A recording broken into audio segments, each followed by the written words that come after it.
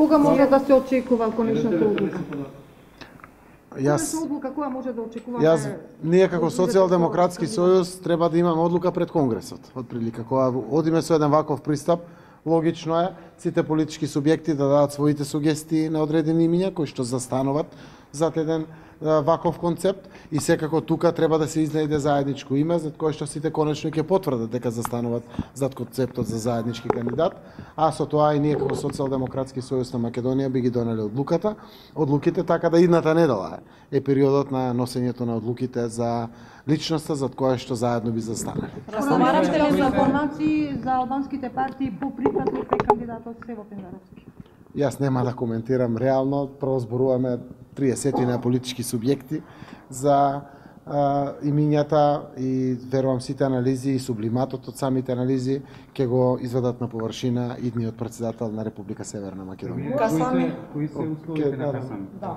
Кои се условите на Касами и што всушност вие сте подготвен да дадете од тие негови барања? Нема услови, анализи кои што рекоа дека ќе ги направат прво како опозициона партија, што е најдобро за нив како политичка партија, но предимствено ќе се водат од интересот на граѓаните.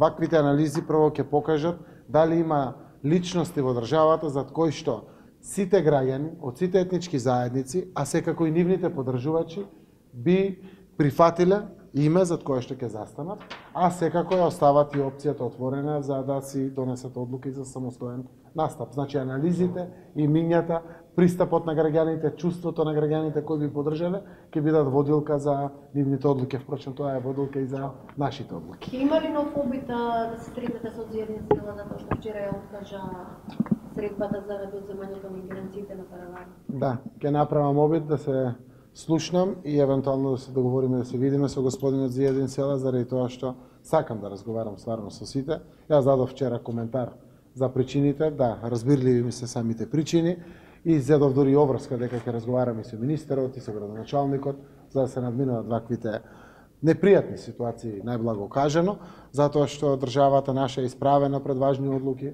треба да се бира татко на нацијата, без разлика дали ќе е жена или маж, нели, во процесот за кој што ќе застанеме, сепак е важно и времето во кое што се носат овие одлуки се исто така многу важно. ВМРО ДПМН најави замрзнување, значи на своето учество во носењето на системските закони, дали тоа значи дека реформите ќе бидат доведени во прашање, ваш коментар околу одземањето на имунитетот на Трайан? Не сум целосно во тек, добив прво информација за некоја одлука која што е донесена од страна на пратеничката група и на ВМРО ДПМН и на ВМРО ДПМН. Ќе ги видам причините за целата оваа работа, веројатно тоа како што го слушнав и ме информира е заради случувањата кои што ги води правосудството во Република Македонија. Јас ќе дадам своји коментари, но она што сакам однапред да го соопштам е дека важните работи за државата треба да се случуваат заедно. Премногу важни работи во Република Северна Македонија се случија без опозицијата. Не треба да дозволи опозицијата и понатаму важните политички процеси за нашата заедничка земја да се случуваат без најголемата опозициона партија, без разлика дали е тоа реформите, процесите во собранието или било какви други процеси. Вчера опозицијскиот лидер Мицковски порача дека ќе бидете победени на писателските избори, на евентуални парламентарни избори, дури да е повика и околу некакви символни убиства. Како го коментирате? Знаете како, мојата политичка партија вчера даде реакција за ваквиот настап. Што и да е, јас сум од крв и од месо, јас сум транспарентен човек, јас сум нормален човек во оваа наша земја. Само ќе кажам, забегана работа, заради тоа што се претера. Зборовите на употребата никој пат не биле. Јас сум бил во притвори, пред притвори, со одземени пасоши, лично, сум објавал политички бомби, сум внимавал секој пат на зборовите кои што ги користам. Не знам со моите правни советници, ќе консултирам дали треба да тужам, заради тоа што тоа индицира обиди за убиство, зборува за жестокост, некаква, не знам каква или слично. Тој тоа што го прави прво зборува за него, но во најмала рака најблаго кажано е забегано. Така да времето ќе покаже што е што, тука сме сите, мала земја сме, се знаат сите детали и работи во нашето општество. Останувам детално посветен на оно што е важно за државата и исклучителен интерес на граѓаните на Република Северна Македонија. Околу пренамената на... Како коментирате фактот дека ОЈО не поднесе истрага нити обвинителен акт против своите колеги кои што не направиле увид после 27 април? Тоа е очигледно учество во забошатување, достоинско здржување, но тие им простија на своите колеги и тие поминаа само со дисциплински мерки помали. Принципилно, било кој политичар во државата, ако навлезе во вакви коментари, влијание. Значи, нема да си дозволам да коментирам. Но јавноста е незадоволна. Еве, вашата работа вршете ја како медиум. Тоа е делот на awareness или свесност во општеството или слично. Сите треба да бидеме корективи во нашето општество. Политичар кога ќе коментира одлуки на суд, на јавно обвинителство, прави вака или онака влијание. Јас се користам приликата да упатам кон моите во извршната власт. Зборувам за сите. Да им падне на памет да било какви контакти, допири, влијанија имат со правосудството. Како ќе направиме реформите во правосудството? Најголемите реформи во правосудството се во главите на луѓето. Мора да се менуваме сите.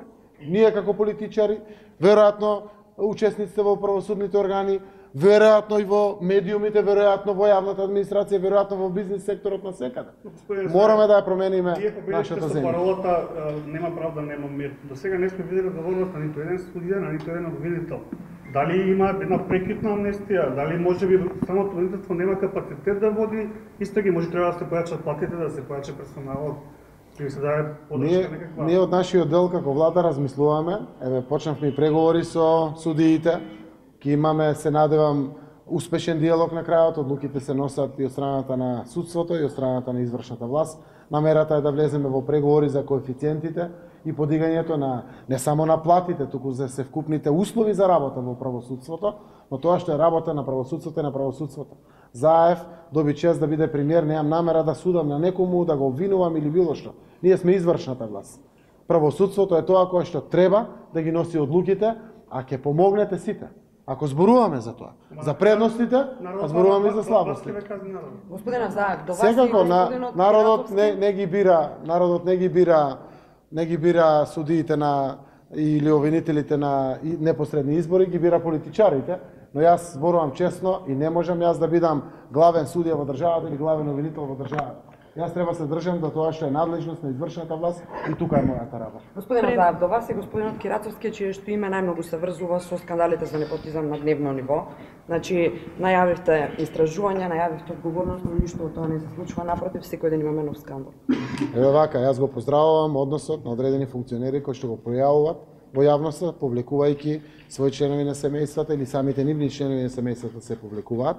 Реков, ако некаде е прекршен закон, или било кои правни процедури за кои што се одговара, одговорност има.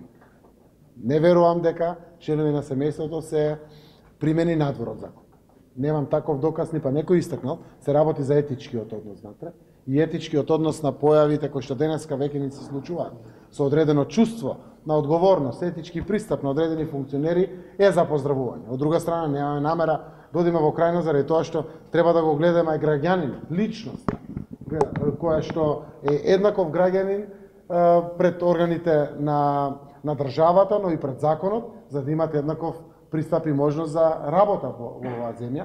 Така да тука треба да се стават јасните дистинкции во тој дел, не гледам некаква одговорност. Господинот Кирацовски е пратеник во собранието, секако е генерален секретар на Социјалдемократскиот сојуз на Македонија, секогаш транспарентен во своите постапки и јас знам дека сето тоа што е политики на партијата, тој учествува во политиките на партијата и од негова страна се поздравени како исчекор на одредени наши функционери. Верувам ќе ги имаат извршната власт, не само од парламентарната власт, за одредени решенија кои што и те како испраќаат порака дека не сме сите исти.